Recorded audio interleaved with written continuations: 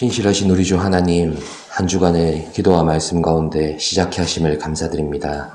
동행하시고 깨달음을 더하셔서 주께 더 가까이 나아가는 기도의 시간 되게 하여 주시옵소서. 예수님의 이름으로 기도드립니다. 아멘. 찬송가 342장입니다.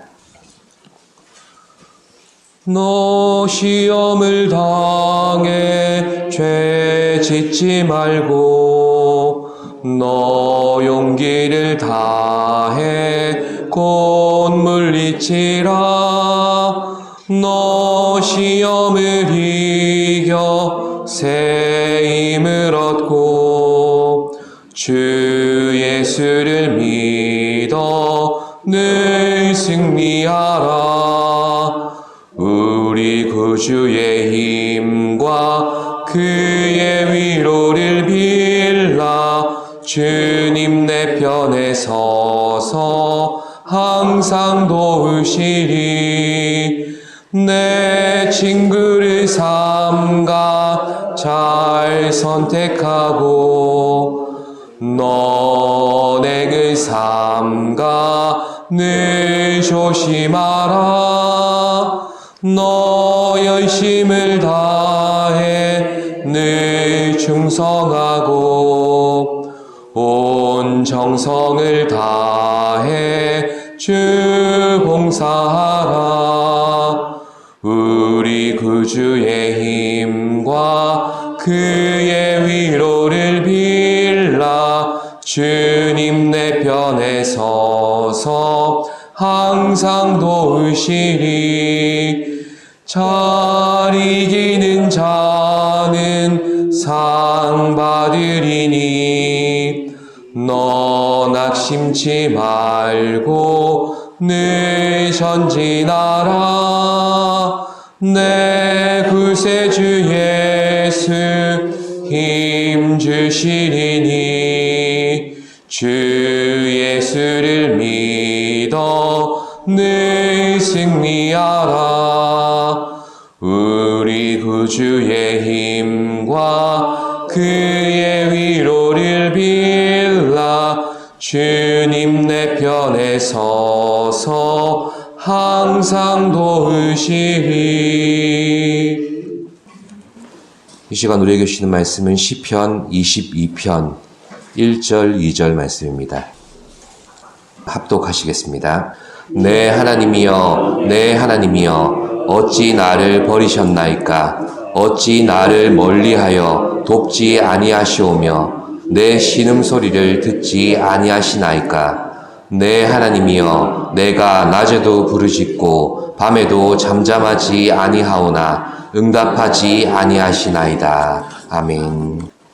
오늘 묵상하게 될 시편 22편은 다른 많은 시편들처럼 비탄시의 전형적인 형식을 가집니다.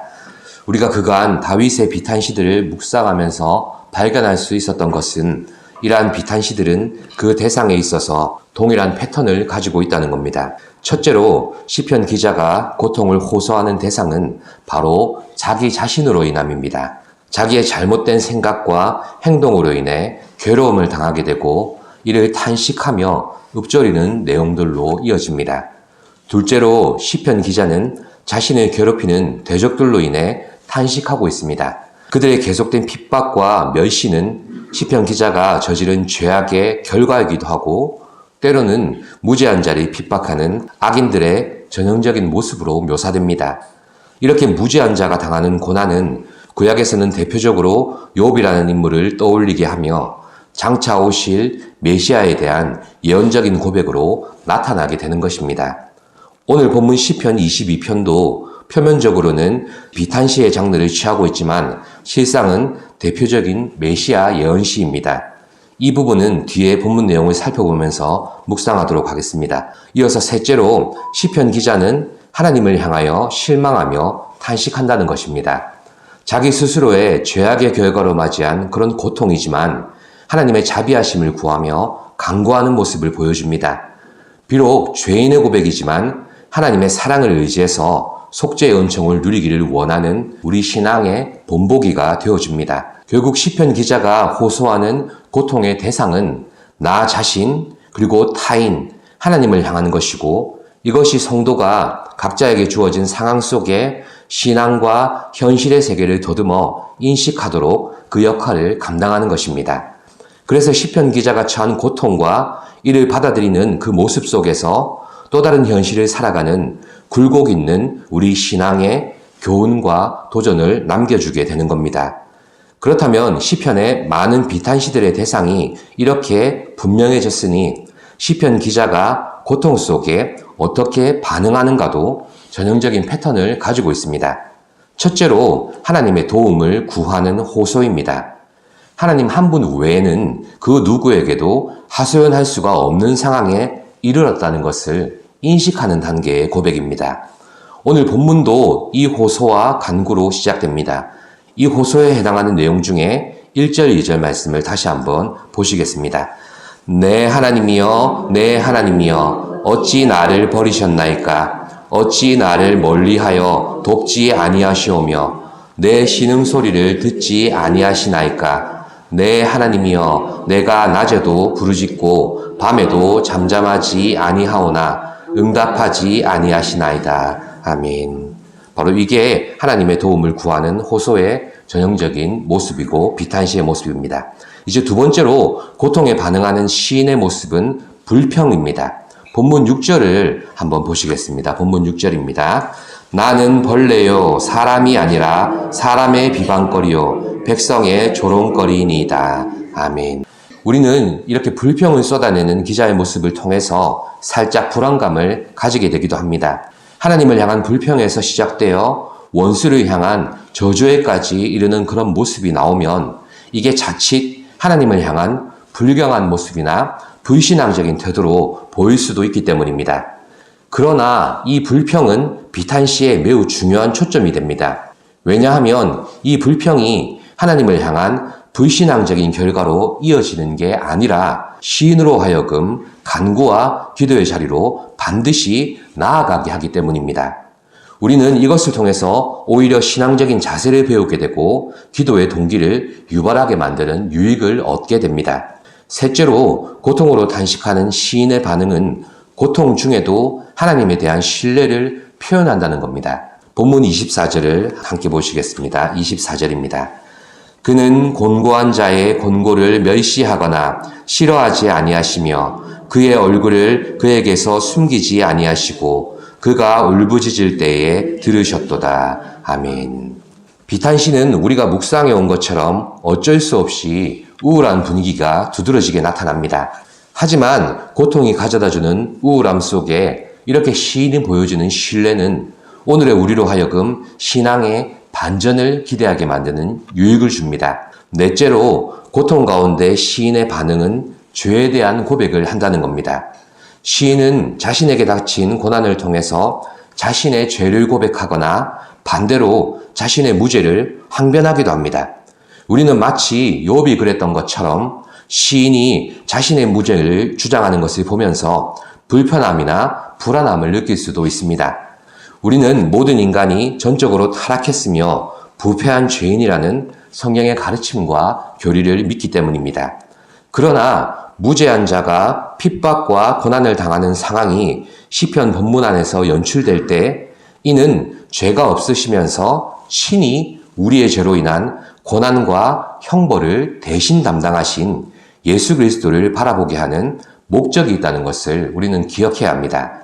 그로 인해 무죄한 시인이 고통을 호소했던 것처럼 오늘의 우리도 때로는 억울함을 당할 수가 있고 죄로 인한 결과가 아니라 오히려 고통에 쓴 잔을 이유를 모르면서 마시게 될 때도 있다는 것을 담담히 믿음으로 받아들이게 만드는 유익이 있다는 것을 잊어서는 안 됩니다. 마지막으로 고통 가운데 탄식하는 시인의 반응은 우리가 예측하듯이 찬양으로 귀결됩니다. 다른 시편들도 마찬가지이지만 비탄시에서도 본문의 시제를 잘 살펴봐야 됩니다. 하나님께서 이미 행하신 일들을 기억하는 감사와 장차 역사하실 것을 믿음으로 찬양하는 신뢰로 항상 매듭짓는다는 겁니다. 이 시제의 변화들을 통해서 오늘의 우리가 신앙이라는 것이 현실을 통해서 증명되는 게 아니라 하나님께서 매듭지으셔야 끝나는 세계이고 역사라는 것을 인식하게 만듭니다. 우리 신앙이 오늘 우리가 살아가는 현실에 기반을 두고 있는 것 같지만 그게 본질이 아님을 알게 합니다. 예수 그리스도께서 이미 성취하신 구원과 장차 최후의 심판과 종말을 통해서 완전히 드러내실 그 하나님의 나라 안에서 완성되어져 가는 퍼즐 조각의 하나인 그런 오늘을 우리가 살고 있음을 기억해야 합니다. 이제 말씀을 맺겠습니다. 시편 150편 가운데 절반가량이 비탄시에 해당합니다. 인간의 삶의 현장 또한 한편의 희극이 아니라 반복되는 비극의 현장임을 알게 하는 사실입니다. 그러나 그것으로 끝이 아닙니다. 죄로 인해 인간이 경험하는 비극과 같은 현실 속에서 유일하신 구원의 하나님께로 우리를 인도하고 그의 불변하시는 사랑을 알게 합니다. 모든 비탄의 시들이 한결같이 하나님을 향한 찬송에 이르게 하는 비결은 신앙을 품고 현실을 살아낸 시편 기자들의 삶을 담아내고 있기 때문입니다. 이는 오늘 현실을 살아내는 우리 신앙의 목적도 기쁨과 승리만을 품는 데 있지 않고 슬픔과 애환이 서린 삶을 통해서 나타내시는 하나님의 영광을 재현하는 데 있다는 것입니다. 그러므로 앞으로 계속해서 묵상하게 될 비탄시의 내용들을 접하게 될 때 그것들을 통해서 많은 신앙의 유익을 얻게 되시기를 바랍니다.